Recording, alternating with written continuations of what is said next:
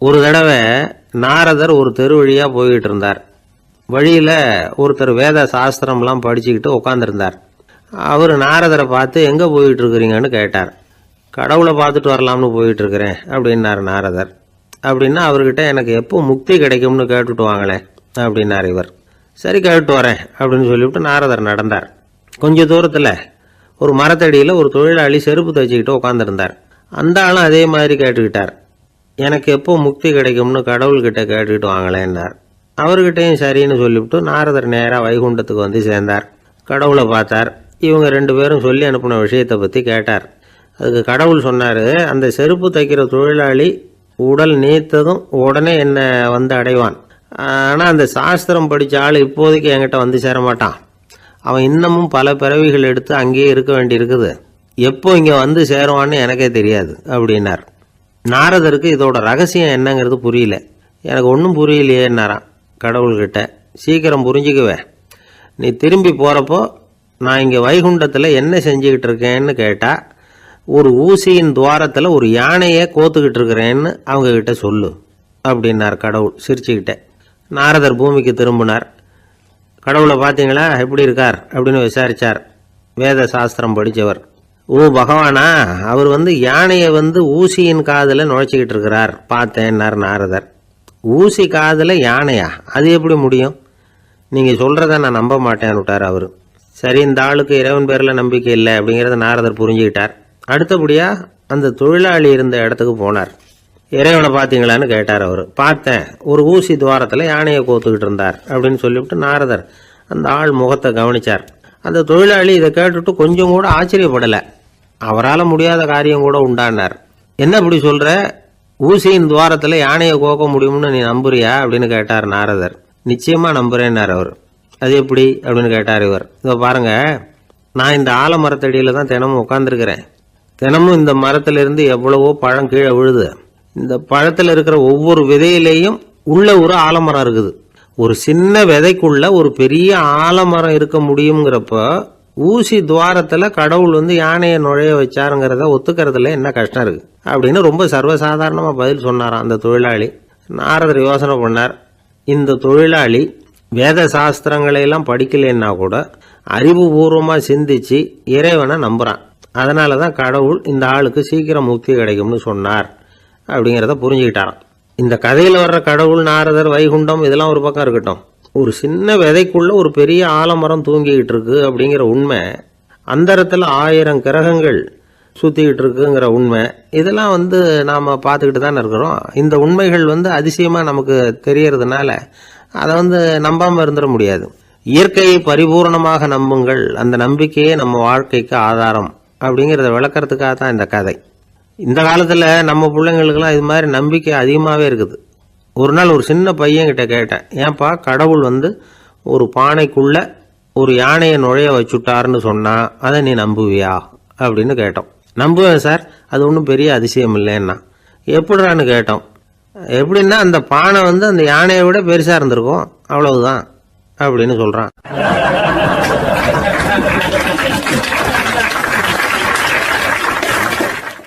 ஒரு பெரிய பியானோ கலைஞர் வியன்னாவில் இருந்தார். ரொம்ப புகழ்பெற்ற இசை கலைஞர் அவர். இங்கிலாந்து மகாராணி விக்டோரியா அவருடைய சங்கீதத்தை கேட்கணும்னு ஆசைப்பட்டாங்க. அவரை அரண்மனைக்கு கூப்பிட்டாங்களாம். பியானோ வாசிக்க சொல்லி கேட்டாங்களாம். இவரும் ரொம்ப பிரமாதமாக வாய்ச்சி காட்டியிருக்கார். உடனே பாராட்டி பரிசுகள்லாம் கொடுத்து அனுப்புனாங்களாம். அந்த இசையை கேட்கறதுல அரசிக்கு ரொம்பவும் ஆர்வம் உண்டு. அதனால் அதுக்கப்புறமும் அந்த கலைஞர் அடிக்கடி அரண்மனைக்கு வர வேண்டிய அவசியம் ஏற்பட்டது. ஏன்னா அரசி கூப்பிட ஆரம்பித்தாங்க. இவர் போகணும், அங்கே இசை நிகழ்ச்சி நடத்தணும். இவர் அங்கே பாடி வாசிக்கிறது உண்டு. ஒரு தடவை மகாராணி அவரை பார்த்து, உங்கள் நாட்டு தேசிய கீதம் பாடுங்களேன் அப்படின்னு கேட்டாங்களாம். உடனே அவர் தன்னுடைய நாடான ஆஸ்திரியாவின் தேசிய கீதத்தை பாடியிருக்கிறார். அவர் பாட ஆரம்பித்த உடனே மகாராணி எழுந்திருச்சு நின்னாங்களாம். அதுக்கு மரியாதை செலுத்துகிற நோக்கத்தோட பாட்டு முடிகிற வரைக்கும் அப்படியே நின்றுகிட்டு இருந்தாங்களாம். இதுதான் அந்த அரசியினுடைய பெருந்தன்மை. அதாவது நாட்டுப்பற்றுங்கிறது அந்த அளவுக்கு அப்படி இருக்கணும். இப்படி ஒரு அரசியே நம்ம நாட்டு தேசிய கீதத்துக்கு எழுந்திருச்சு நின்று மரியாதை செலுத்துகிறாங்க அப்படிங்கிறது புரிஞ்சுக்கும் பொழுது அந்த முதிய கலைஞரின் மகிழ்ச்சிக்கு அளவே இல்லையாம். அதுக்கப்புறம் அந்த பியானோ கலைஞர் ஒரு நாள் தன்னுடைய நண்பர் ஒருத்தர்கிட்ட பேசிக்கிட்டு இருந்தாராம். அப்போ சொன்னாராம், மகாராணியார் எனக்கு எவ்வளவோ பரிசுகள்லாம் கொடுத்துருக்குறாங்க. ஒரு தடவை எனக்கு வைரக்கல் பதித்த அணி ஒன்றை கூட பரிசாக கொடுத்தாங்க. ஆனால் அதை விட உயர்ந்த விலை மதிக்க முடியாத அணி என்ன தெரியுமா? நான் என்னுடைய நாட்டு தேசிய கீதத்தை நான் பாடுறப்போ அவங்க எழுந்திருச்சு நின்று மரியாதை செலுத்தினாங்களே, அதுதான் எனக்கு கிடைச்ச மிகப்பெரிய பரிசு அப்படின்னாராம். எனக்கு தெரிஞ்ச சங்கீத வித்வான் ஒருத்தர் இருக்கார். சமீபத்தில் ஒரு நாள் அவரை பார்த்தேன்.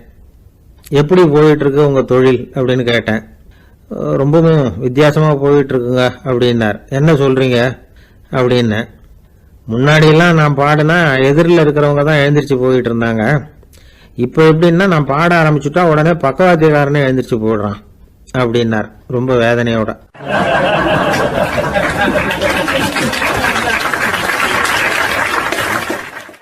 ஒரு ராஜா ஊரெல்லாம் சுத்தி பார்த்துட்டு வரலாம்னு ஒரு நாள் புறப்பட்டு போனார். ஒரு இடத்துல தறி நெசவு வேலை ரொம்ப மும்முரமா நடந்துகிட்டு இருந்தது. ஒரு பெரியவர் தறியால் நெசவு வேலை செஞ்சுக்கிட்டு இருந்தார். பக்கத்துல ஒரு அழகான பொண்ணு உட்காந்து நூலை சுத்திக்கிட்டு இருக்குது. ராஜா அந்த பெரியவரை பார்த்து யார் இந்த பொண்ணுன்னு விசாரிச்சார். ராஜா அப்படி கேட்டதும் அவருக்கு ரொம்ப பெருமையா போயிட்டுது. ஏன்னா உட்காந்துருந்தது அவரோட மகள். அரசே, இது என்னுடைய மகள். இவ வேகமா நூல் தெரிக்கக்கூடியவள். வைக்கோல் எடுத்து இவ தெரிச்சா கூட அது எல்லாம் பவுனிழையா வெளியில வரும் அப்படின்னு ஒரு ராசி இவளுக்கு அப்படின்னு ரொம்ப பெருமையா ராஜா கிட்ட சொன்னார். ராஜா இதை கேட்டதும் அசந்துட்டார். அப்படியா, இவ்வளவு அழகும் சாமர்த்தியமும் உள்ள இந்த பொண்ணு என்னோட வரட்டுமே, இவளை என் மருமகளை ஆக்கிக்கிறேன் அப்படின்னார் ராஜா. அந்த பெரியவருக்கு ஒன்றும் புரியல. ஏதோ கொஞ்சம் பெருமையா சொல்ல போக அது இப்படி ஆயிட்டுதே அப்படின்னு கவலைப்பட்டார்.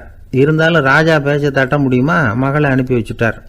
ராஜா அந்த பொண்ணை அரண்மனைக்கு அழைச்சிட்டு வந்தார். அங்கே ஒரு அறையில் வச்சு பூட்டி விட்டார்.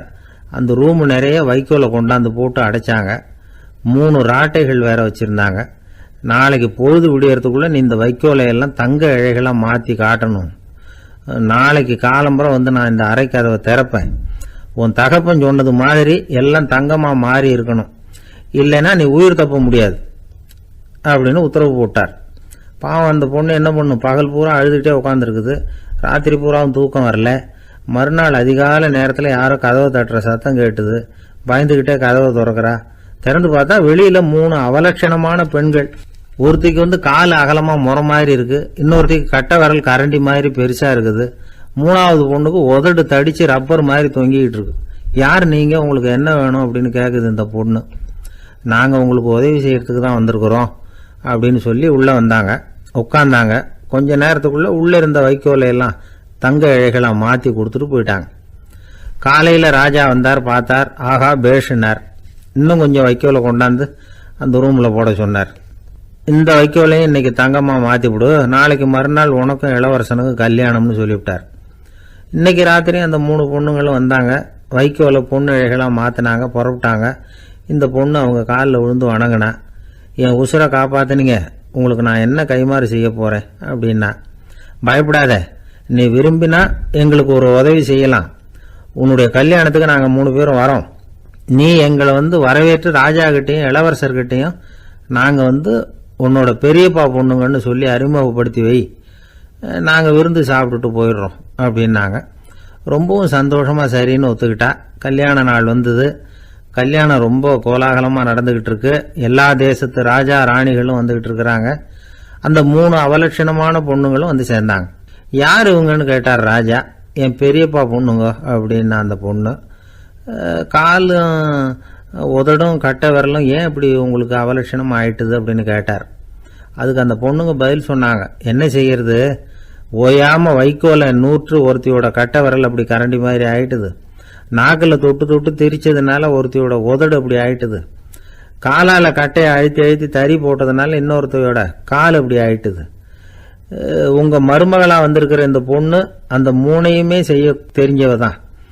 என்ன ஆக போதும் இன்னும் கொஞ்ச நாள்ல அப்படின்னாங்க. அவ்வளவுதான். ராஜா பயந்துட்டார். அம்மா, இன்னையிலிருந்து நீ இளவரசனின் மனைவி. நீ எப்பவும் அழகா இருக்கணும். அதனால நீ இனிமே வைக்கோலை திரிக்கவே கூடாது அப்படின்னு உத்தரவு போட்டார். அவளை இக்கட்டான சூழ்நிலையிலிருந்து காப்பாற்றின அந்த 3 பொண்ணுங்களும் சந்தோஷமா திரும்பி போயிட்டாங்களாம். சுவாமி சின்மயானந்தர் இந்த கதையை சொல்லியிருக்கிறார். தன்னலம் மறந்து சுயலாபத்தை தியாகம் செய்யறது வைக்கோல்ல இருந்து தங்க இழைய நூக்கிறது மாதிரி அப்படிங்கிறார் அவர். அது இருக்கட்டும், இப்ப நம்ம கதைக்கு வருவோம். ஒரு ராஜா தன்னோட மகனுக்கு சுயவரம் நடத்தினார். எல்லா தேசத்தில இருந்தும் ராஜகுமாரர்கள் வந்திருந்தாங்க. ராஜகுமாரியை கல்யாணம் பண்ணிக்கலாம்ங்கிற ஆசையில சுயம்பர மண்டபத்திலிருந்து எல்லா ராஜகுமாரர்களும் அலறி அடிச்சுக்கிட்டு வெளியில ஓடி வந்துகிட்டு இருக்கிறாங்களாம். ஏன் இப்படி எல்லாரும் மிரண்டு போய் ஓடி வர்றாங்கன்னு கேட்டார் ஒருத்தர். அதுக்கு இன்னொருத்தர் விவரம் சொன்னார். ராஜகுமாரியை இன்னைக்கு தான் அவங்க நேரில் பார்த்தாங்களாம், அதுதான் அப்படி ஓடி வந்துகிட்டு இருக்கிறாங்க அப்படின்னார்.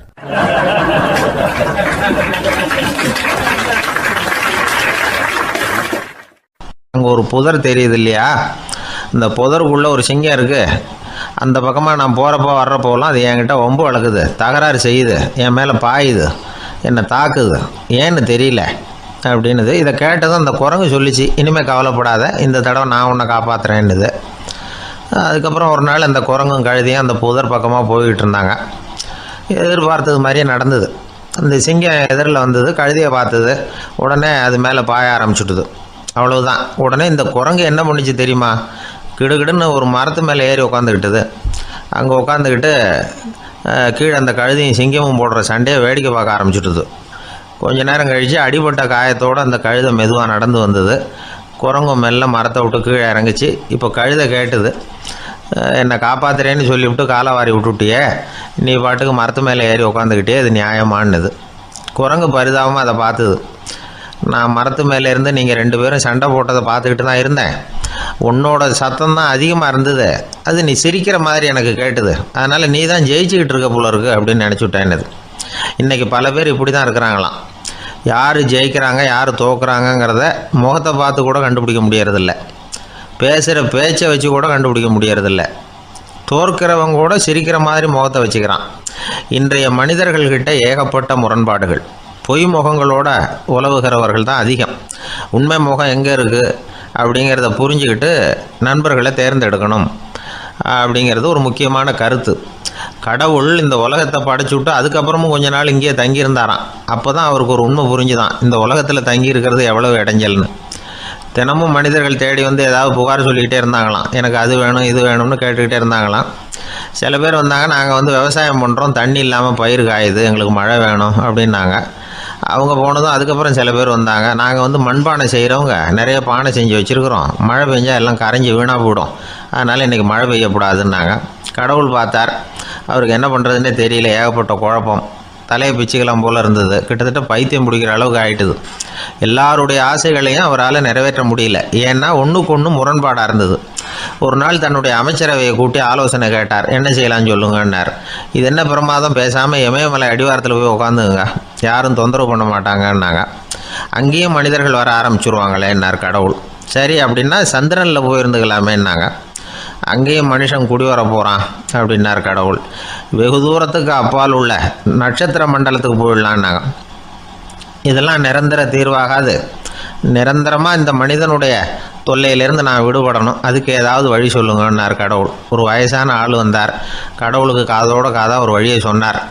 கடவுளுக்கு முகம் மலர்ந்தது, அதுதான் சரி, அப்படியே செஞ்சுடலான்னார். அந்த ஆள் சொன்ன ரகசியம் என்ன தெரியுமா, மனிதனால் அடைய முடியாத ஒரு இடம் இருக்குது, அது வேறு எங்கேயும் இல்லை, அவனுக்கு உள்ளே இருக்குது, அங்கே போய் மறைஞ்சிங்க, அதுக்கப்புறம் மனிதர்களால் உங்களுக்கு தொந்தரவு இருக்காதுன்னார். மனிதன் நினைக்காத இடம் அதுதான். அதாவது உள்ளுக்குள்ளே இருக்கிற உண்மையை புரிஞ்சிக்காம வெளியில் எங்கேயோ அது இருக்கிறதாக நினச்சி வரட்டிக்கிட்டு அலையிறான் மனுஷன். உள்ளே இருக்கிற உண்மை புரிஞ்சால் நாம் தன்னம்பிக்கையோடு தலை நிமிர்ந்து வாழலாம். வேடிக்கையாக ஒரு கதை சொல்லுவாங்க, இதை பாருங்கள், நம்ம பையன் எங்கே பணம் வச்சாலும் எடுத்து விட்றான், என்ன பண்ணுறதுன்னாங்க அம்மா.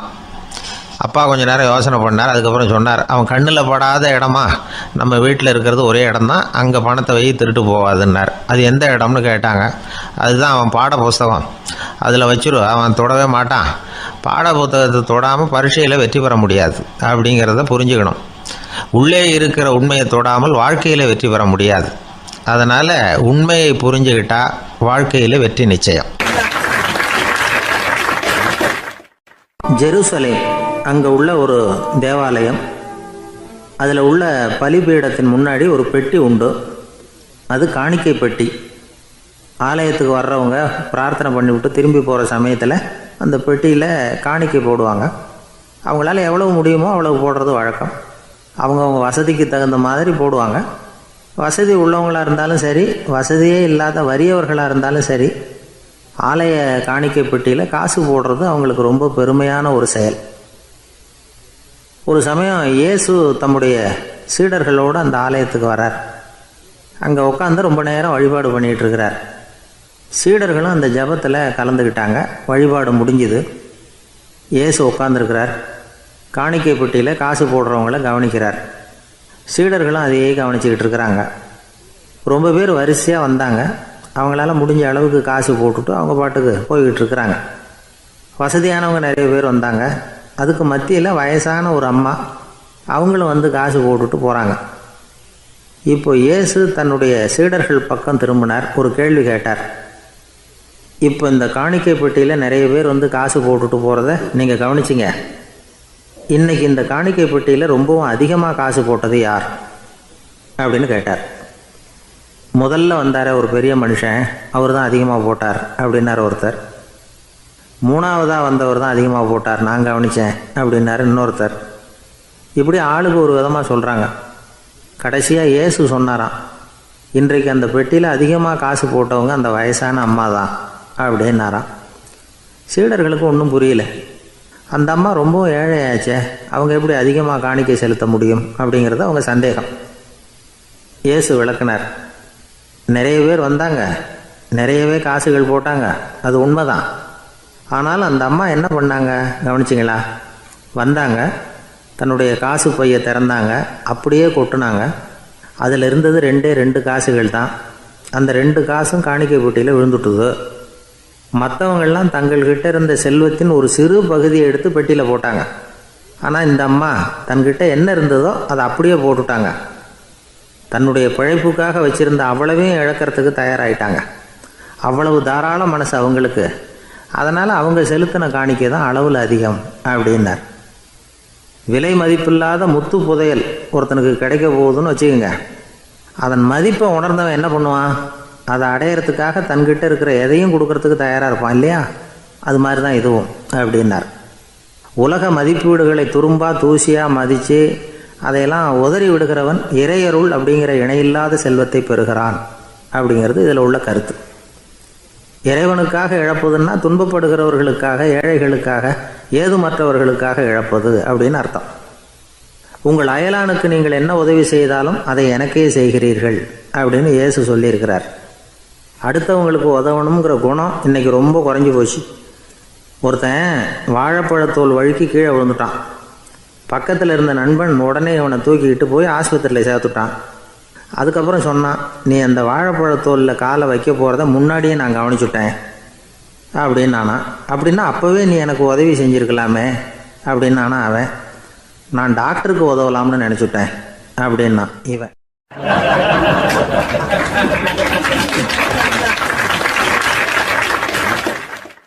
ஒரு ஊரில் ஒரு சித்தர் இருந்தார், சூஃபி சித்தர். அவர் ஞானம் பெற்ற ஒரு சித்தர். ஒரு நாள் அந்த நாட்டு மன்னன் அவரை பார்க்கறதுக்காக வந்தான். என்ன வேணும் உனக்குன்னு கேட்டார். நான் கடவுளை பார்க்கணும், அதுக்கு நீங்கள் தான் உதவி பண்ணணும் அப்படின்னா அவன். சித்தர் கொஞ்சம் யோசனை பண்ணார். சரி, போயிட்டு நாளைக்கு வாடினார். அதே மாதிரி மன்னன் போயிட்டு அடுத்த நாள் வந்தான். இங்கே நீ என்னோட ஒரு வாரம் தங்கியிருக்க வேண்டியிருக்கும்னார்.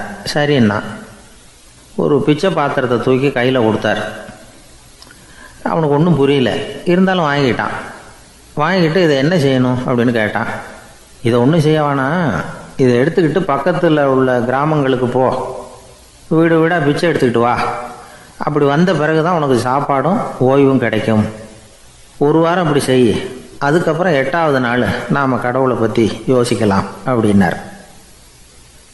இப்படி இவர் சொன்னதை கேட்டதும் அந்த அரசனுக்கு அதிர்ச்சி ஆயிட்டுது. ஒரு மாதிரி ஆயிட்டான். தன்னுடைய சொந்த நாட்டில் சொந்த குடிமக்கள்கிட்ட போய் பிச்சை எடுக்கிறதா அப்படின்னு யோசனை பண்ணி பார்த்தான். அதுக்கப்புறம் மெதுவாக அவன் அந்த சித்தரை பார்த்தான். ஐயா, சொந்த நாட்டிலேயே பிச்சை எடுக்கிறதுன்னா எனக்கு ஒரு மாதிரியாக இருக்குது, வெக்கமாக இருக்குது. நான் வேணும்னா வெளி தேசத்தில் எங்கேயாவது போய் பிச்சை எடுக்கவா அப்படின்னு கேட்டான். இதுக்கு அந்த சித்தர் ஒரு சம்மதிக்கலை. இதை பாரு, உன்னால் பிச்சை எடுக்க முடியலன்னா பேசாமல் திரும்பி அரண்மனைக்கே போயிடு. அதுக்கப்புறம் கடவுளை பற்றியெல்லாம் பேசுகிறதுக்கு என்னை தேடிட்டு வரக்கூடாது அப்படின்னு விட்டார்.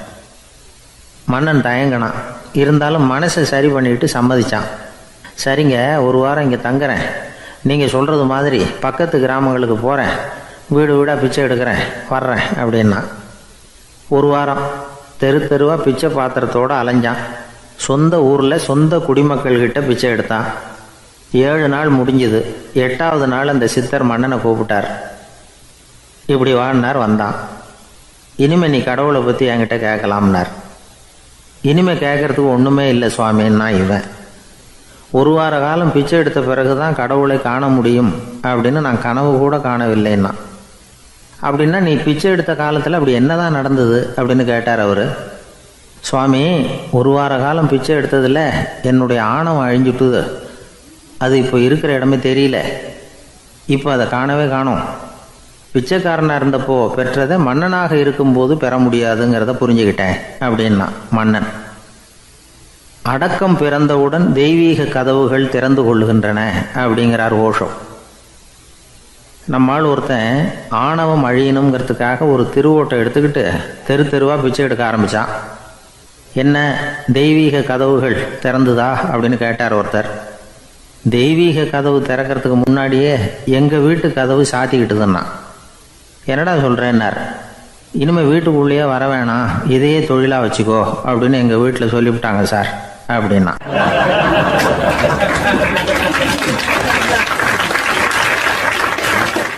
கப்பல் கடலில் போய்கிட்டு இருக்கு.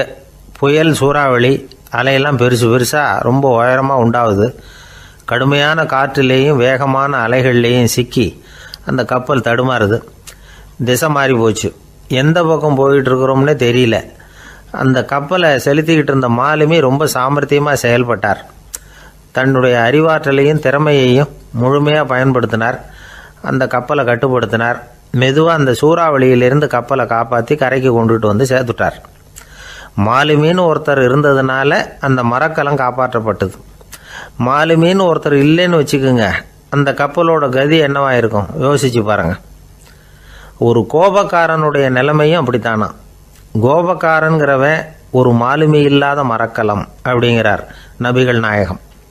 கொந்தளிக்கிற கடல்ல கொடுமையான அலைகளின் உச்சியில் அல்லல் படுகிற மரக்கலத்தை விட மோசமானது கோபக்காரனின் நிலைமை அப்படிங்கிறது அவருடைய கருத்து.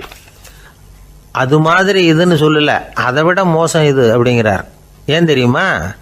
ஒரு கப்பல் கடல்ல தடுமாறினா அதை சரிப்படுத்த மாலுமி இருக்கிறார். அவர் தன்னுடைய சாமர்த்தியத்தினால் அதை கட்டுப்படுத்தி சரியான வழிக்கு கொண்டுட்டு வந்துடுவார். ஆனால் கோபக்காரனுடைய நிலைமை அப்படி இல்லை அப்படிங்கிறார் நபிகள் நாயகம். மனித மனம் ஒரு மரக்கலம், அறிவு அதில் இருக்கிற மாலுமி. மாலுமி மரக்கலத்தை செலுத்துகிறான், அவனுக்கு கட்டுப்பட்டு அது ஓடுது. ஆனால் கோபக்காரனுங்கிற மனுஷங்கிட்ட அறிவுங்கிற மாலுமி சரியாக வேலை செய்ய மாட்டான். ஏன்னா கோபம் அந்த மாலுமியின் கண்களை அவிச்சிரும், காதுகளை கேட்காம பண்ணிவிடும். கண்ணையும் காதையும் மூடிவிட்டு கப்பலை ஓட்டுனா எப்படி ஓட்டுறது? அதனால் கோபக்காரன் மாலுமி இல்லாத மரக்கலம். இடி மின்னலில் மாட்டிக்கிட்டு கஷ்டப்படுற கப்பல் மாதிரி கஷ்டப்படுறான். பெரியவங்கள்லாம் என்ன சொல்கிறாங்க? உனக்கு கெடுதல் பண்ணவனுக்கும் நீ நன்மையை செய், எவருடைய விருப்பு வெறுப்பையும் பொருட்படுத்தாதே. பரம எதிரிக்கும் நீ நன்மை செய்ய ஆரம்பித்தா உன்னுடைய தூய நிலையை பார்த்துட்டு அவனும் உனக்கு நெருக்கமான நண்பனாக ஆயிடுவான். இதுதான் பெரியவங்க நமக்கு சொல்லியிருக்கிறது. புனித குரான் சொல்கிறது என்ன? தீமையை நன்மையை கொண்டே நீர் தடுத்து கொள்ளும் அப்படின்னு சொல்லப்பட்டிருக்கு. அதில் இன்னா செய்தாரை ஒருத்தல் அவர் நாண நன்னயம் செய்து விடல் அப்படிங்கிறார் திருவள்ளுவர். செல்வந்தர் ஒருத்தர்கிட்ட ஒரு சிறுவன் ஆடு மேய்ச்சிக்கிட்டு இருந்தானா. பெரியவர் அவனை கூப்பிட்டு, நீ நேராக போய் ஒரு ஆட்டில் உள்ள ரொம்ப நல்ல பகுதி எதுவோ அதை எடுத்துக்கிட்டு வா அப்படின்னாரான். இவன் போனான். ஒரு ஆட்டு உடம்புல இருந்த நாக்கு, இருதயம், இது ரெண்டையும் எடுத்துகிட்டு வந்து கொடுத்தானான். பெரியவர் வாங்கி பார்த்தார்.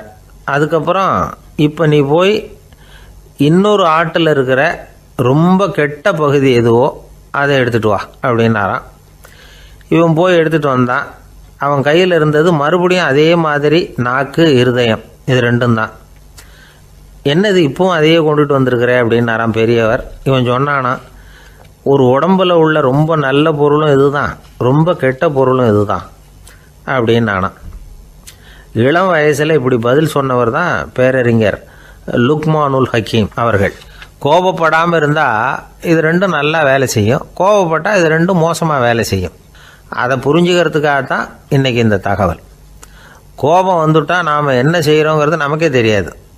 ஒருத்தர் டாக்டர்கிட்ட போனார் அவசரமாக, டாக்டர் எனக்கு இப்போ கடுமையான கோப வெறி, எனக்கு கண்ணு மண்ணு ஒன்றும் புரியல, உடனடியாக அதை கட்டுப்படுத்தணும், உடனே இதுக்கு ஏதாவது ஒரு மாத்திரை கொடுங்க ப்ளீஸ் அப்படின்னார்.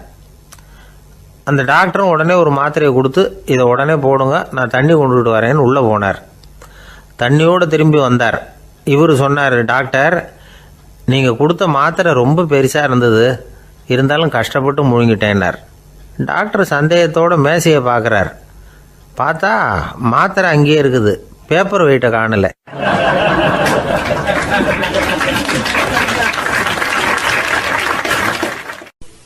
ஒரு நாள் ஒரு நண்பரை சந்தித்தேன். உங்கள் வீடு எதுன்னு உங்களுக்கு தெரியுமா சார்ன்னு. அவர் என்னை ஒரு மாதிரியாக பார்த்தார். அப்புறம் சொன்னார், தெரியும் அப்படின்னாரு. சரி, உங்கள் தொலைபேசி எண் உங்களுக்கு தெரியுமான்னு. அதுவும் தெரியும்னார். உங்கள் மனைவி மக்கள் யார் யாருன்னு உங்களுக்கு தெரியுமான்னு கேட்டேன். என்னை ஒரு மாதிரியாக பார்த்தார். அப்புறம் சொன்னார், அதுவும் தெரியும் சார் அப்படின்னார். சரி, நீங்கள் யாருன்னு உங்களுக்கு தெரியுமான்னு கேட்டேன். இப்போ தான் அவர் முழிக்க ஆரம்பித்தார். அவர் மட்டும் அப்படி இல்லை, நாம் எல்லாருமே அப்படி தான். எதிரில் நிற்கிறது யாருங்கிறது தெரியும், நாம் யாருன்னு நமக்கு தெரியாது. உண்மையிலேயே நாம் யார்? இந்த கேள்விக்கான பதிலை தான் வாழ்க்கை பூரா நாம் தேடிட்டு இருக்கிறோம். புத்தர் என்ன சொல்கிறார் தெரியுமா? நீங்கள் கடவுளை பற்றி கவலைப்பட தேவையில்லை, உங்களை பற்றின கவலை உங்களுக்கு இருந்தால் போதும் அப்படிங்கிறார். நான் யார், எனக்கு ஏன் இந்த கவலை அப்படின்னு உங்களை நீங்களே கேட்டுக்குங்க அப்படிங்கிறார். நாம் ஏன் கடவுளை படைத்தோம்? அது ஒரு நழுவல் முயற்சியாம், அதாவது தன்னிடமிருந்து தானே தப்பிக்கிற ஒரு முயற்சியாம். இப்படி தான் அதை சொல்கிறாங்க அறிஞர்கள்லாம். மக்கள் பொய்யான பிரச்சனைகளில் ஆர்வமாக இருக்கிறாங்க, அதுக்கு தீர்வு காணவும் முயற்சி பண்ணுறாங்க. கடவுளை பற்றி விவாதிக்க எல்லாருக்கும் விருப்பம், தன்னுடைய சுயம் பற்றிய பிரஜையே இருக்கிறதில்ல. ஆகக்கூடிய விஷயம் என்னென்னா, கடவுள் சமாளிப்புக்கு பயன்படுத்தப்படுகிறார். மனவியல் என்ன சொல்லுது தெரியுமா? கடவுள், சொர்க்கம், மறுபிறவி இதை பற்றிலாம் பேச ஆரம்பிக்கிறவங்க யார் தெரியுமா? போருக்கு போகிறவன், துன்பத்தில் சிக்கி கஷ்டப்படுறவன், நோய் படுக்கையில் விழுந்தவன், இவங்க தான். நாம் அனுபவத்திலே பார்க்குறோமே இதையெல்லாம். கடவுளை துணைக்கு கூப்பிடுறவங்க யாருன்னு கவனித்து பாருங்கள். பரீட்சை எழுத போகிறவன், வேலை தேடி அலையிறவன், பண நெருக்கடியில் இருக்கிறவன், விபத்தில் சிக்கிக்கிட்டவன், இவங்கெல்லாம் தான். தேர்வில் வெற்றி பெற்றதும் அவரை துணைக்கு கூப்பிடுறதில்ல, வேலை கிடைச்சதும் அவர் துணை தேவைப்படுறதில்ல. ஏன் இப்படி? கொஞ்சம் யோசனை பண்ணி பாருங்கள். துன்பம் வருகிற போது அந்த துன்பத்தை தவிர்க்க வேண்டிய நிலையில் அதிலிருந்து நழுவி போகிறதுக்காக பிரார்த்தனை தேவைப்படுது. எல்லாம் நல்லபடியாக நடக்கிறப்போ பிரார்த்தனை செய்கிறதில்ல. புத்தருடைய வழி என்ன தெரியுமா? அந்த வழியில் கடவுளும் கிடையாது, பிரார்த்தனையும் கிடையாது. புத்தர் செய்தது இதைத்தான். அதாவது கடவுள்கிட்ட இருந்து மனிதனையும், மனிதன்கிட்ட இருந்து கடவுளையும் அவர் விடுவித்தார். புத்த மதம் என்ன சொல்லுது தெரியுமா? கடவுள் பிரச்சனை அல்ல, மனிதன்தான் உண்மையான பிரச்சனை அப்படின்னு சொல்லுது. உங்களை நீங்கள் நல்லா தெரிஞ்சுக்கிட்டா போதும், நீங்களே கடவுள் ஆகிடுவீங்க அப்படிங்கிறது தான் புத்த மதம். அதனால் நமக்கு தேவை உள்முக பயணம். நான் யார் அப்படிங்கிற கேள்வியோட உள்ளே போகணும். அங்கே போனால் தான் தெரியும் நான் அப்படின்னு அங்கே யாருமே இல்லைங்கிறது. இதெல்லாம் புத்தர் சொல்லுகிற ஒரு தத்துவம். தத்துவம்னு சொன்னாவே நமக்கெல்லாம் அதை புரிஞ்சுக்கிறது கஷ்டம்தான். நம்ம பொறுத்த வரைக்கும் தத்துவங்கிறதுல 2 வகை உண்டு. ஒன்று தத்துவம், இன்னொன்று மகா தத்துவம். தத்துவம்னா என்ன தெரியுமா? கேட்குறவங்களுக்கு புரியக்கூடாது, அதுதான் தத்துவம். மகா தத்துவம் என்னன்னா சொல்கிறவங்களுக்கும் புரியக்கூடாது. அந்த வகையில் பார்த்தா இன்று ஒரு தகவலும் ஒரு மகா தத்துவம் தான்.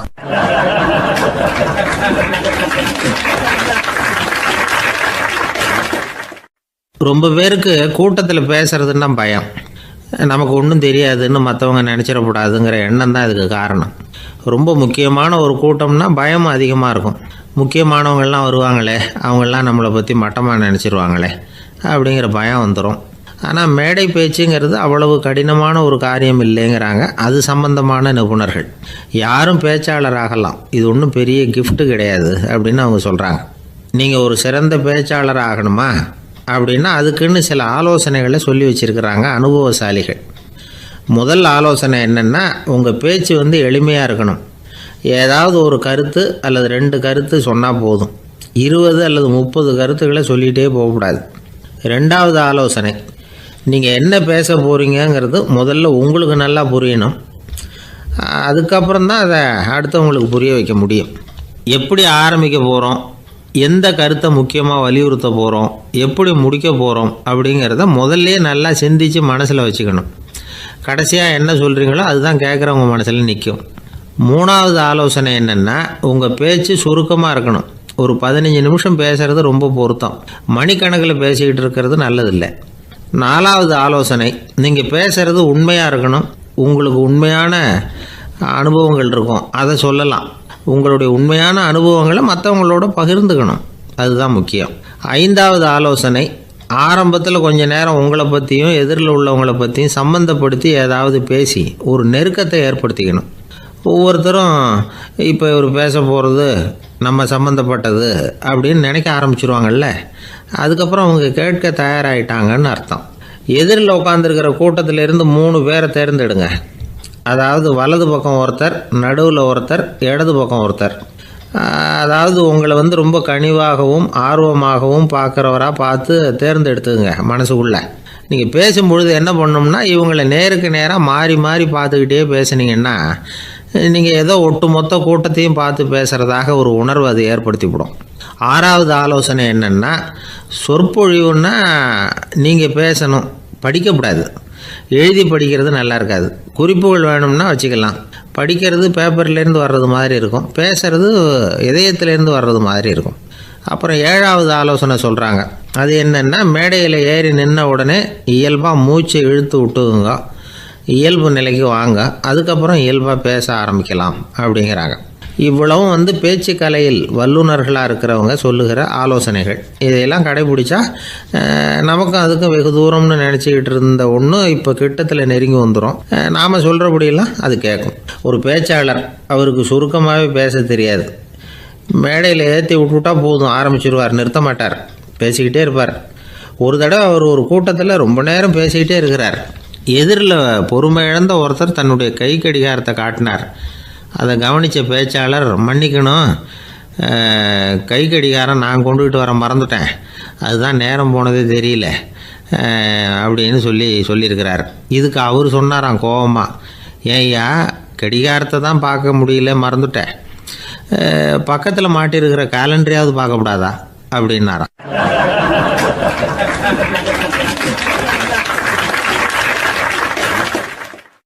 அர்ஜுனன் கேட்ட கேள்விக்கெல்லாம் பகவான் கண்ணன் பதில் சொன்னார்.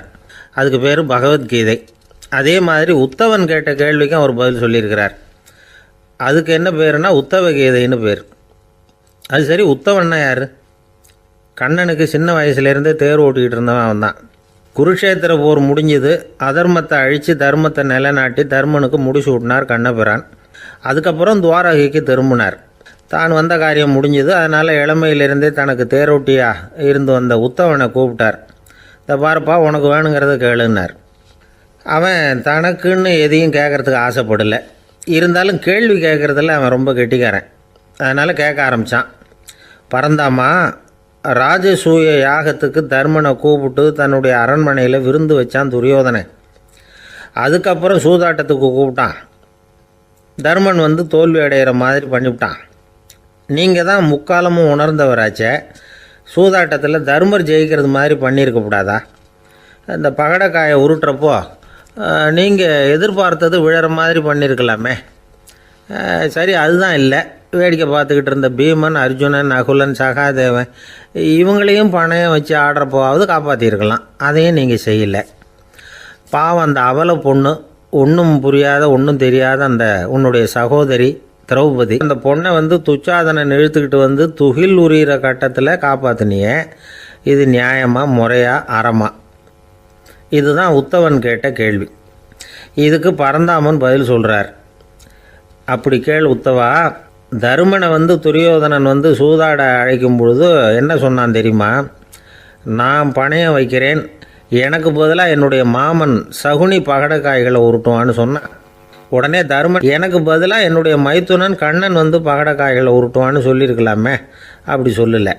என்ன செஞ்சான் தெரியுமா? துரியோதனன் கூட சூதாட்டத்துக்கு சம்மதிச்சிட்டோம், கடவுளே இது என்னுடைய மைத்துனன் கண்ணபிரானுக்கு தெரியக்கூடாது அப்படின்னு வேண்டிக்கிட்டான். இதனால் தருமன் எனக்கு மனசால் தடை போட்டுட்டான். அதனால் அரண்மனைக்கு வெளியிலேயே என்னை கூப்பிடுவாங்கன்னு நான் காத்துக்கிட்டு இருந்தேன். பீமன், அர்ஜுனன், நகுலன், சகாதேவன், திரௌபதி இவங்கள பணையம் வச்சு ஆடுறப்போவாவது கூப்பிடுவாங்கன்னு பார்த்தேன். அப்பவும் அவங்க என்னை கூப்பிடல, நினைக்கல. திரௌபதியை துச்சாதனன் கூந்தலை பிடிச்சி இழுக்கிறான். அப்போ கூட அவள் தன்னுடைய உடல் பலத்தால் தடுக்கிறதுக்கு முயற்சி பண்ணாலே தவிர என்ன நினைக்கல.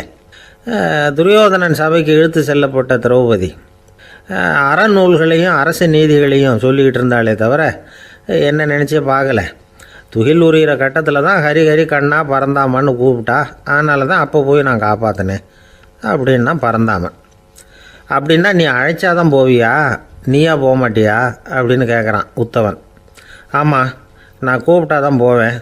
மனிதர்கள் செய்யக்கூடிய செயல்களையெல்லாம் அவங்கவுங்க போக்கிலேயே விட்டுட்டு வேடிக்கை பார்த்துக்கிட்டு இருப்பேன். நான் குறுக்கிட்டு ஒன்றுமே செய்ய மாட்டேன் அப்படின்னா பறந்தாமன். மனுஷன் தவறு பண்ணுனா திருத்த மாட்டியா, சும்மா பார்த்துக்கிட்டு தான் உட்காந்துருப்பியா அப்படின்னு கேட்குறான் உத்தவன். நான் மனுஷனுடைய உள்ளத்தில் இருக்கிறப்போ என் எதிரில் மனுஷன் தவறு பண்ண மாட்டான் அப்படின்னு ஆனால் கண்ணன். அதாவது யார் நினைக்கிறாங்களோ அவங்க உள்ளத்துலலாம் அவன் இருக்கிறான். அப்படி இருக்கிறப்போ தவறு செய்ய மனுஷன் அஞ்சுவான். இதுதான் உத்தவ கீதைங்கிறது. இந்த காலத்துலேயும் சில பேர் பகவான் மாதிரி அடுத்தவங்க கஷ்டப்படுறத வேடிக்கை பார்த்துக்கிட்டு இருக்கிறது உண்டு. அன்றைக்கி அப்படித்தான். நடுத்தெருவில் ஒரு திருடனை பிடிச்சி எல்லாரும் சேர்ந்து அடிச்சுக்கிட்டு இருக்கிறாங்க. ஒரு ஆள் மட்டும் தள்ளி நின்று அதை வேடிக்கை பார்த்துக்கிட்டு இருக்கான். பார்த்துக்கிட்டு சிரிச்சுக்கிட்டு இருக்கிறான். என்ன சார் இது, பாவம் அந்த ஆளை போட்டு அப்படி அடிக்கிறாங்களே அப்படின்னும். அடிக்கட்டும் சார், அவன் அடி வாங்க வேண்டிய ஆள் தான் அப்படின்னா அவன். ஏன் சார் அப்படி சொல்கிறீங்க அப்படின்னு கேட்டோம். பின்ன என்ன சார், நான் ஒருத்தர் பையில் இருந்த பர்ஸை எடுக்கிறதுக்கு முயற்சி பண்ணிக்கிட்டு இருந்தேன். அதுக்குள்ளே அவன் முந்திக்கிட்டு அப்வேஸ் பண்ணிவிட்டான். பர்ஸை அவன் எடுத்துட்டான். பார்க்கறதுன்னா எடுக்கிறது அவனா? என்ன சார் நியாயம் இது? நல்லா வாங்கட்டும் அப்படிங்கிறான்.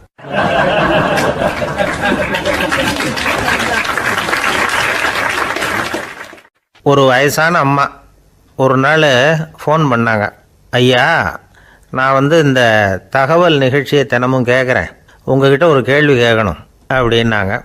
என்னங்க அப்படின்னோம். எனக்கு சொந்தமாக ஒரு நல்ல வீடு இருக்குது, வேணுங்கிற அளவுக்கு பணமும் இருக்குது, கணவரும் ரொம்ப நல்லவர், ரிட்டையர் ஆகி வீட்டில் தான் இருக்கிறார், பிள்ளைங்கள்லாம் பெரிய பெரிய உத்தியோகத்தில் இருக்கிறாங்க, அதில் ஒருத்தன் ஐஏஎஸ்ஸு, பணம்லாம் கூட நிறைய கொண்டாந்து கொடுக்குறாங்க. அப்படி இருந்தும் என் மனசில் நிம்மதி இல்லை, வாழ்க்கையில் ஒரு நிறைவு இல்லை அப்படின்னாங்க. ஏன்னு கேட்டோம். அதைத்தான் நான் உங்களை கேட்குறேன், ஏன் அப்படி அப்படின்னு திருப்பி கேட்குறாங்க. எங்களுக்கு ஒன்றும் புரியல. கொஞ்சம் நேரம் குழம்பி போயிட்டோம். இருந்தாலும் அதை அவங்கக்கிட்ட காட்டிக்காமல் கொஞ்சம் சாமர்த்தியமாக, ஏம்மா உங்கள் மனசில் நீங்கள் ஏதோ ஒன்று எதிர்பார்க்குறீங்க, அது நிறைவேறலை அப்படி தானே அப்படின்னு கேட்டோம். ஆமாம் அப்படின்னாங்க. அதுக்கப்புறம் அவங்கக்கிட்ட கொஞ்சம் மனம் விட்டு பேசுகிறப்போ தானாக விஷயம் வெளியில் வந்தது. அதாவது அவங்க பிள்ளைங்க பெரிய பெரிய உத்தியோகத்தில் இருக்கிறதுனால அவசரமாக பார்த்துட்டு ஓடுறாங்களாம். ஆசையாக அம்மான்னு கூப்பிட்டுக்கிட்டு கிட்ட உட்காந்து கொஞ்சம் நேரமாவது என்கிட்ட பேசினா தானே என் மனசு கொஞ்சம் நிம்மதியாக இருக்கும். அது அவங்களுக்கு தெரிய மாட்டேங்குதே அப்படிங்கிறாங்க. இதுதான் அவங்களுடைய ஏக்கம். இந்த ஏக்கம் அந்த தாயின் மனசில் இருந்துக்கிட்டு இருக்குது. இப்படி மகனுடைய அன்புக்காக மட்டுமே ஏங்குற தாய்மார்கள் பல பேர் இருக்கிறாங்க இந்த உலகத்தில். இதை நினைக்கிறப்போ ஒரு வெளிநாட்டு நாடோடி கதை ஞாபகத்தில் வருது.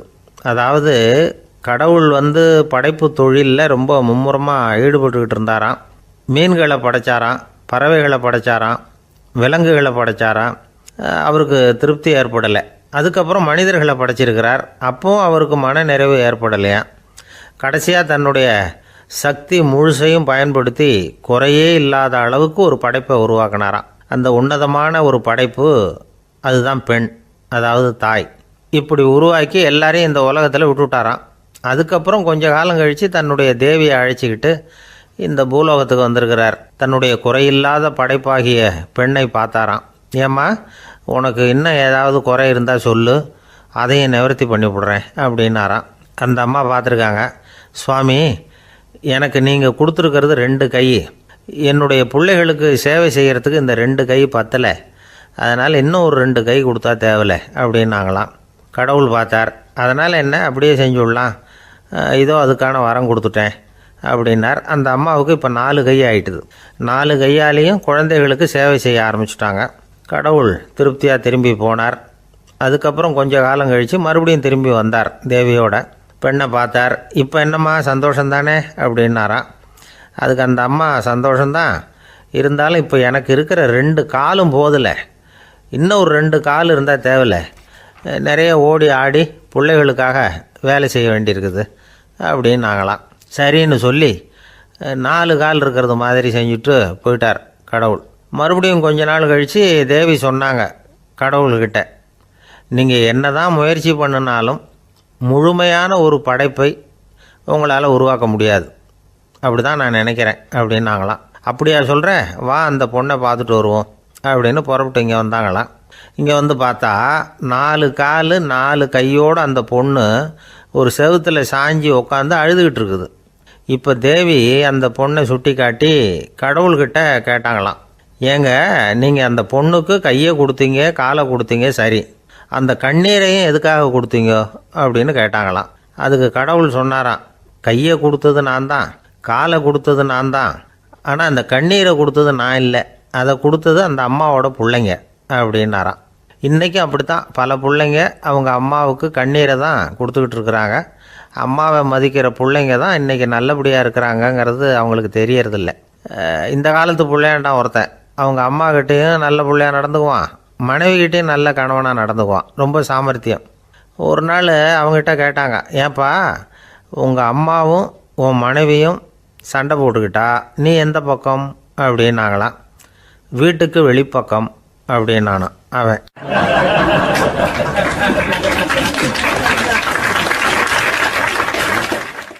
சாலை ஓரமாக அழுதுகிட்டு உட்காந்துருந்தான். பிச்சை எடுத்து சாப்பிட்ற ஒருத்தன் அந்த பக்கமாக வந்தான். இவனை பார்த்தான்.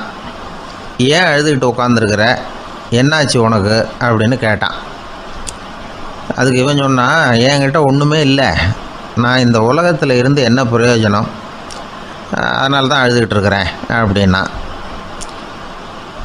உன்கிட்ட மறைஞ்சிருக்கிற புதையல் என் கண்ணுக்கு நல்லா தெரியுது, அது உனக்கு புரியல, அதனால தான் அழுதுகிட்டு இருக்கிற அப்படின்னா. என்னது புதையல் இருக்குதா, உன் கண்ணுக்கு தெரியுதா அப்படின்னு கேட்டான். ஆமாம் எனக்கு தெரியுது, அந்த புதையலை நீ விற்கிறதுக்கு தயாராக இருக்கிறியா அப்படின்னு கேட்டான் இவன். இதை கேட்டதும் அந்த இளைஞனுக்கு ரொம்ப ஆச்சரியமாக போச்சு. என்னது இப்படி கேட்குறானே அப்படின்னு. என்கிட்ட ஒரு காசு கூட இல்லையே, அப்படி இருக்கிறப்போ புதையல் எங்கேருந்து வந்தது அப்படின்னா. இந்த நேரத்தில் அந்த பிச்சைக்காரன் சிரித்தான். இப்படி தான் இந்த உலகத்தில் எல்லோரும் சொல்லிகிட்டு இருக்கிறாங்க, என்கிட்ட ஒன்றுமே இல்லை ஒன்றுமே இல்லைன்னு சொல்லி, ஆனால் அவங்கக்கிட்ட தான் புதையல் இருக்குது, நீ வேணும்னா என் கூட வா, நம்ம நாட்டு அரசர்கிட்ட போவோம், உங்ககிட்ட இருக்கிற புதையலை அவர் நல்ல விலைக்கு எடுத்துக்குவார் அப்படின்னா. அது எப்படி உனக்கு தெரியும்னா, இதுக்கு முன்னாடியும் இது மாதிரி பல பேரை நான் வந்து ராஜா கிட்ட அழைச்சிட்டு போயிருக்கிறேன், அதனால தான் உன்னை பார்த்தேன், உன்னையும் கூப்பிட்றேன், நீ சரின்னு சொன்னால் உன்னை அழைச்சிட்டு போகிறேன், உங்ககிட்ட இருக்கிற புதையலை அவர் நல்ல விலை கொடுத்து எடுத்துக்குவார் அப்படின்னு சொன்னான். இவன் இப்படி சொல்கிறதும் அந்த இளைஞனுக்கு ஒன்றுமே புரியல. இது என்னது இந்த ஆள் இப்படி சொல்லிக்கிட்டு இருக்கிறான், நம்மக்கிட்ட என்ன இருக்குது, அதுவும் இல்லாமல் இவனே பிச்சை எடுத்து சாப்பிட்டுக்கிட்டு இருக்கிறான், இவன் போய் நம்மளை ராஜா கிட்ட அழைச்சிட்டு போகிறதா போகிறேங்கிறானே என்ன அப்படின்னு சொல்லி அவன் யோசனை பண்ணான். என்ன யோசிக்கிற, உனக்கு பணம் வேணும்னா என்னோட வா அப்படின்னா. இளைஞன் ஒரு முடிவுக்கு வந்தான். சரி, இங்கேயே உட்காந்துக்கிட்டு இருக்கிறத விட அங்கேயாவது போய் பார்ப்போமே, இங்கே அழுதுகிட்டு உட்காந்துருக்கிறதுல என்ன பிரயோஜனம், ஏதோ கூப்பிட்றான் போய் பார்த்துட்டு வருவோமே அப்படின்னு சொல்லி அவன் கூட புறப்பட்டான். பிச்சைக்காரன் முன்னாடி போயிட்டே இருக்கிறான், இந்த இளைஞன் பின்னாடி நடந்து போயிட்டுருக்கான். 2 பேரும் அரண்மனையை நோக்கி போகிறாங்க. பாதி வழி போயிருப்பாங்க. வழியில் அந்த பிச்சைக்காரன் சொன்னான், இதை பாரு, முன்னாடியே சில விஷயங்களை நாம் பேசிக்க வேண்டியிருக்கு, சரியாக தெளிவாக முடிவு எடுத்துக்கிட்டு அதுக்கப்புறம் ராஜாக்கிட்ட போகணும். ஏன்னா அங்கே போய் அது முடியாது இது முடியாதுன்னு நாம் நமக்குள்ளே சண்டை போட்டுக்கிட்டு இருக்க முடியாது. ராஜாவுக்கு விலையை பற்றி கவலையே இல்லை. எவ்வளவு சொன்னாலும் நமக்கு பணம் கிடச்சிரும். ஆனால் அதுக்கப்புறம் நான் இதை விற்கிறதுக்கு தயாராக இல்லைன்னு சொல்லிடக்கூடாது. அதனால் புதையலை விற்கிறதா இல்லையாங்கிறத இங்கேயே தெளிவாக முடிவு செஞ்சுக்கணும். இல்லைன்னா ராஜா கிட்ட போய் அங்கே போய் குழப்பிக்கிட்டு இருக்க முடியாது அப்படின்னு சொன்னான். இளைஞனுக்கு ஒன்றுமே புரியல. என்ன சொல்கிற நீ, என்கிட்டயா புதையலா, எங்கே இருக்குது அப்படின்னு சொல்லி குழம்பி போனான். இப்போ அந்த பிச்சைக்காரன் சொன்னான், இதை பாரு, இப்போ உதாரணத்துக்கு உன்னுடைய கண்களை எடுத்துக்கோ. அதுக்கு நீ என்ன விலை கேட்டுற போகிற? நான் அதுக்கு ராஜா கிட்டே இருந்து ஒரு 50,000 ரூபா வாங்கி தர முடியும். உன்னுடைய இருதயத்தை கொடுக்குறியா, 20 லட்சம் ரூபா வாங்கி தரேன். மூளையை கொடுக்குறியா, 30 லட்சம் வாங்கி தரேன். என்ன சொல்கிற அப்படின்னு சொல்லி இந்த பிச்சைக்காரன் பேசிக்கிட்டே போகிறான். இளைஞனுக்கு கோபம் வந்துட்டுது. என்ன உளர்ற, உனக்கு என்ன பைத்தியமா? கண்ணையும் மூளையையும் இருதயத்தையுமா விற்பாங்க? என்ன விலை கொடுத்தாலும் அதையெல்லாம் நான் விற்கிறதுக்கு தயாராக இல்லை, நான் விற்க மாட்டேன். அதை கொடுத்துட்டு நான் என்ன பண்ணுறது? இப்படி நான் மட்டும் இல்லை, யாருமே இதை விற்கிறதுக்கு தயாராக இருக்க மாட்டாங்க அப்படின்னு சொன்னான் அந்த இளைஞன். இவன் இப்படி சொன்னதும் அந்த பிச்சைக்காரன் வாய் விட்டு சிரிக்க ஆரம்பிச்சுட்டான். இப்போ பைத்தியமானது நானா நீயா? லட்சக்கணக்கான கோடிக்கணக்கான ரூபாய் பொறுமானம் உள்ள பொருள்களை உங்ககிட்டயே வச்சுக்கிட்டு விற்க முடியாதுன்னு சொல்கிற நீ தான் ஏழை. என்கிட்ட ஒன்றுமே இல்லைன்னு மரத்தடியில் உட்காந்து அழுதுகிட்டு இருக்கிறியே அப்படின்னு சொன்னான். இன்றைக்கி பார்த்திங்கன்னா பல பேர் தன்கிட்ட புதைஞ்சிருக்கிற ஆற்றலை புரிஞ்சிக்க முடியாமல் அவதிப்பட்டுக்கிட்டு இருக்கிறாங்க. நம்மக்கிட்ட என்ன இருக்குங்கிறது அவங்களுக்கு தெரியறதில்ல. அதனால தான் என்கிட்ட ஒன்றுமே இல்லைன்னு சொல்லி அழுதுகிட்டு இருக்கிறாங்க. இதை விளங்க வைக்கிறதுக்கு பெரியவங்க சொல்கிற கதை இது. நம்மக்கிட்ட இருக்கிற புதையலை நாம் தான் தோண்டி எடுக்கணும். உண்மையான புதையலுங்கிறது உள்ளே இருக்குது. ஆனால் அதை வெளியில் தேடுற ஆசாமிகள் தான் அதிகம். சராசரி மனித இயல்பு அப்படி. நம்மக்கிட்ட விலை மதிக்க முடியாத பகுத்தறிவு இருக்குது. அதை வச்சுக்கிட்டு வாழ்க்கையில் முன்னேறதுக்கு முயற்சி பண்ணணும். என்கிட்ட ஒன்றுமே இல்லைன்னு நினச்சி ஓரமாக உட்காந்துடக்கூடாது. முயற்சி செஞ்சால் முடியாத காரியம் எதுவுமே இல்லை. ஒரு ரயில்வே ஸ்டேஷன் பக்கம் வெளியில் ஒரு டாக்ஸி நின்றுக்கிட்டு இருந்தது. அந்த பக்கமாக வந்த ஒருத்தர் டாக்ஸி டிரைவரை பார்த்து சொன்னார், ஐயா, உங்கள் வண்டியில் பின் சீட்டில் ஒரு மணி பர்ஸு கிடக்கு, யாரோ மறந்து விட்டுட்டு போயிருக்கிறாங்க அப்படின்னார். இல்லை அது காலி பர்ஸு தான், நான் தான் அதை அங்கே போட்டு வச்சுருக்கிறேன்னார் டிரைவர். ஏன்னு கேட்டார் அவர். இதுக்கு டிரைவர் சொன்னார், அதை பார்க்குற யாராவது அதை எடுத்துக்கலாம்ங்கிற ஆசையிலையாவது சவாரிக்கு வருவாங்க, அதுக்காக தான் போட்டு வச்சுருக்கிறேன் அப்படின்னார்.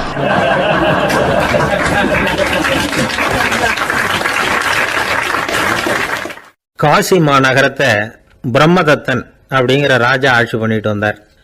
அவர் ஒவ்வொரு வருஷமும் ஒரு திருவிழா நடத்துறது வழக்கம்.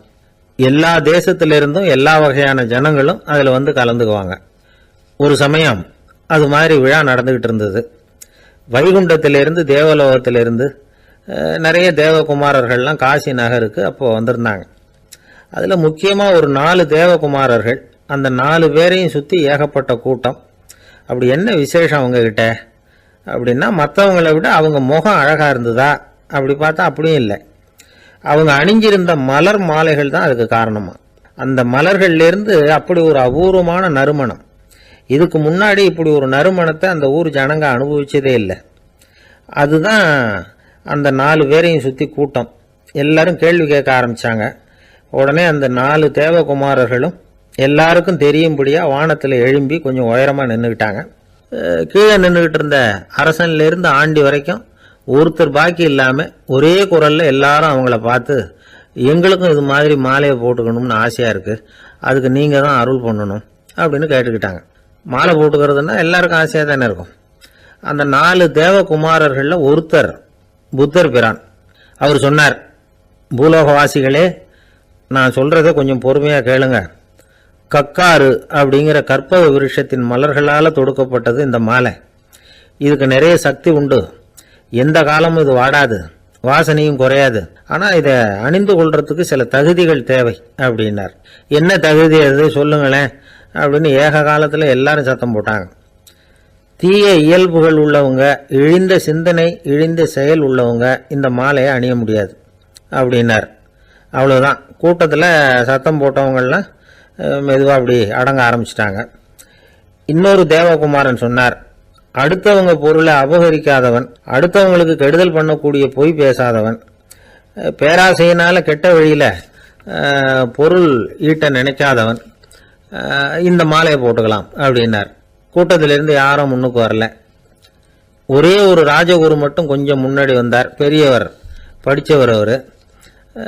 எனக்கு தகுதி இருக்குது அந்த மாலையை போட்டுக்கிறதுக்கு அப்படின்னார். வேற ஒன்றும் இல்லை, பொய் சொல்லியாவது அந்த மாலையை வாங்கிக்குவோமே அப்படின்னு முடிவு பண்ணிட்டார் அவர். அவ்வளோதான், மாலையை வாங்கிட்டார். அடுத்த தேவகுமாரன் பேசினார். யாருக்கு திடமான அறிவும் மனமும் இருக்குதோ, யாருக்கு நல்ல காரியங்களில் அசையாத ஈடுபாடு இருக்குதோ, நல்ல அரிய பொருள்களை தனியாக தான் மட்டும் அனுபவிக்க விரும்பாதவர் யாரோ அவர் முன்னாடி இந்த மாலையை வாங்கிக்கலாம் அப்படின்னார். அந்த தகுதியும் எனக்கு இருக்குன்னார் ராஜகுரு. மாலையை வாங்கி போட்டுக்கிட்டார். இன்னொரு ராஜகுமாரன் பேச ஆரம்பித்தார். அறநெறியில் செல்வம் சேர்க்கணும், ஆடம்பர பொருள்களுக்கு அடிமையாகக்கூடாது, வெற்றி அடைஞ்சாலும் கர்வம் வரக்கூடாது, அப்படிப்பட்டவங்க இந்த மாலையை போட்டுக்கலாம்னார். துணிஞ்சு பொய் சொல்லி அதையும் வாங்கி கழுத்தில் போட்டுக்கிட்டார் இந்த ராஜகுரு. இன்னொரு ராஜகுமாரன் சொன்னார். சான்றோர்களை நிந்திக்காதவங்க, புறம் பேசாதவங்க இந்த மாலையை போட்டுக்கலாம்னார். அதையும் வாங்கி போட்டுக்கிட்டார். திருவிழா முடிஞ்சுது, எல்லாரும் திரும்பி போயிட்டாங்க. மறுநாள் ராஜகுரு 4 மாலைகளையும் போட்டுக்கிட்டு ராஜசபைக்கு வரார். வந்தவர் ரொம்ப அவஸ்தையோடு வர்றார். மாலையெல்லாம் வாடி போயிட்டுது, வாசனை எதுவும் கிடையாது. அது மட்டும் இல்லை, அவருக்கு கடுமையான தலைவலி வேற வந்துட்டுது. துடிச்சு போயிட்டார். மாலையை கழட்டவும் முடியல. ஜனங்கள்லாம் அவரை பார்த்து சிரிக்க ஆரம்பிச்சிட்டாங்க. என்னத்துக்கு ஆசைப்படணும், ஏன் இப்படி கஷ்டப்படணும் அப்படின்னு. ராஜா பார்த்தார். மறுபடியும் விழாவுக்கு ஏற்பாடு பண்ணினார். தேவகுமாரர்கள்லாம் வந்தாங்க. ராஜகுரு வந்தார். மக்கள் முன்னிலையில் அவங்க காலில் விழுந்தார், மன்னிப்பு கேட்டுக்கிட்டார். இந்த மாலையை போட்டுக்கிற தகுதி எனக்கு இல்லை. தகுதி இல்லாத ஒருத்தன் தகாத தகுதியை பொய் மூலம் பெறணும்னு ஆசைப்படுறாங்களே, அவங்களுக்கெல்லாம் என்னுடைய தண்டனை ஒரு எச்சரிக்கையாக இருக்கட்டும்னார். அதுக்கப்புறம் தேவகுமாரர்கள் அவர் கழுத்தில் இருக்கிற மாலையை கழட்டினாங்களாம். அந்த மாலைகளும் பழையபடி மனம் கொடுக்க ஆரம்பிச்சுட்டு தான். இதுலேருந்து நாம் தெரிஞ்சுக்க வேண்டியது என்னென்னா, நமக்கு தகுதி இல்லாத ஒரு கௌரவம் நம்மக்கிட்ட தானாக வந்தால் கூட அதை தவிர்த்து விடுறது தான் நல்லது. அதுதான் புத்திசாலித்தனம். ஒருத்தர் வந்தார். சார், எங்கள் இலக்கிய மன்ற விழாவுக்கு நீங்கள் தலைமை தாங்கணும்னார். உடனே இவர் சொன்னார், பேச்சாளர், சார், இலக்கியத்தை பற்றி பேசுகிற தகுதி எனக்கு இல்லையே அப்படின்னார். உடனே அவர் கூப்பிட வந்தவர் சொன்னார், அந்த தகுதி உங்களுக்கு இல்லைங்கிறது எங்களுக்கும் தெரியும் சார், அதனால தான் உங்களை தலைமை தாங்க கூப்பிடுறேன் அப்படின்னார். அது சரி, தலைமைன்னா அதுக்கு இவர் என்னதான் அர்த்தம் பண்ணுறாருன்னு தெரியல.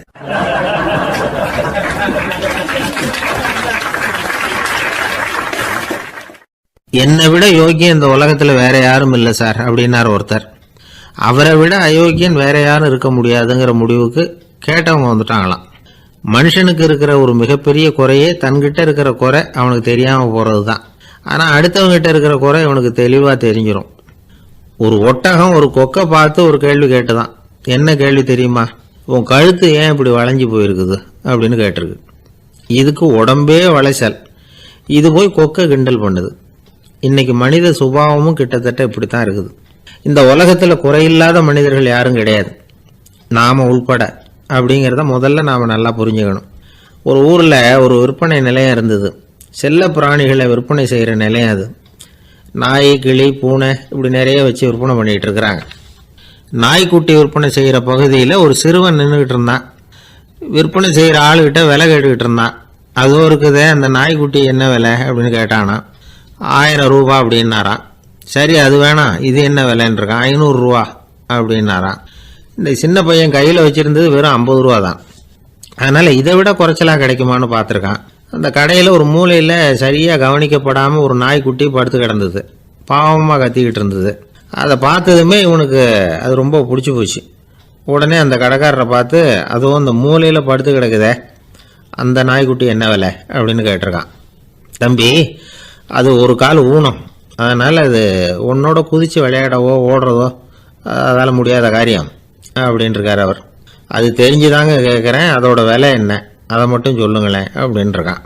தம்பி, இது கால் ஊனம் உள்ள ஒரு நாய். இதை போய் காசு கொடுத்து வாங்கிறதுக்கு யாராவது பிரியப்படுவாங்களா? இதை நான் உனக்கு இலவசமாகவே தர்றேன், எடுத்துகிட்டு போ அப்படின்னாரான். இதை கேட்டதும் அந்த சிறுவனுக்கு கோபம் வந்துட்டு தான். நீங்கள் ஒன்றும் சும்மா கொடுக்க வேணாம், இந்தாங்க 50 ரூபா, இதை வச்சுக்கிட்டு நாய்க்குட்டியை கொடுங்க அப்படின்ட்டுருக்கான். அவருக்கு ஒன்றும் புரியல, ஆச்சரியமாக இருந்தது. சரின்னு பணத்தை வாங்கிட்டு நாய்க்குட்டியை தூக்கி கொடுத்தார். அந்த சிறுவன் அந்த நாய்க்குட்டியை 2 கையாலையும் வாங்கினா, மார்போட பிரியமாக சேர்த்து அணைச்சிக்கிட்டான். தெருவில் இறங்கி நடக்கிறான். அப்படி நடக்கும்பொழுது தான் பார்க்குறார், கடைக்காரர் ஆச்சரியமாக அவனை பார்க்குறார். அப்போ தான் அவருக்கு ஒரு விஷயம் புரியுது. அந்த சிறுவன் தெருவில் நாய்க்குட்டியை மார்போடு அணைச்சிக்கிட்டு விந்தி விந்தி நடந்து போய்கிட்டு இருக்கிறான். ஆமாம், அவனுக்கும் ஒரு கால் ஊனம். இந்த நாய்க்குட்டியை யாருமே வாங்க மாட்டாங்கன்னு நினச்சிக்கிட்டு இருந்தார். குறையுள்ள அதுக்கும் ஒரு எஜமானன் கிடைச்சுட்டான். அதனால் ஊனம் ஒரு குறை இல்லை அப்படிங்கிற உண்மையை அந்த கடைக்காரர் புரிஞ்சுக்கிட்டாராம். நம்மால் ஒருத்தர் கொஞ்சம் வயசானவர், எழுந்திரிச்சு சரியாக நடக்க முடியாது, சாய்வு நாற்காலியிலேயே எப்பவும் உட்காந்துருப்பார். அவர் தனக்கு துணையாக ஒரு நாயை பக்கத்தில் வச்சுருந்தார். அதுவும் ரொம்ப வயசான ஒரு நாய், எழுந்திரிக்கவே சிரமப்படும், நடக்கவும் முடியாது. அவர் பக்கத்துலேயே இதுவும் சோர்ந்து போய் படுத்து கிடக்கும். அந்த பெரியவரை பார்க்க வந்த ஒருத்தர் கேட்டார், ஏங்க ஒரு சின்ன பையனை உங்களுக்கு துணையாக வச்சுக்க கூடாதா? இந்த நாயை உங்களுக்கு பாதுகாப்பாக வச்சுருக்கிறீங்களே, உங்களுக்கு ஒரு ஆபத்துன்னா இது எப்படி உங்களுக்கு உதவ முடியும் அப்படின்னார். அப்போ அவர் சொன்னாராம், எனக்கு ஒரு ஆபத்துன்னா அந்த சமயத்தில் இந்த நாய் என்னை தனியாக விட்டுட்டு ஓடி போயிடாமல் இருக்கணும்ல, அதுக்காக தான் இதை நான் வச்சுருக்கிறேன் அப்படின்னாராம்.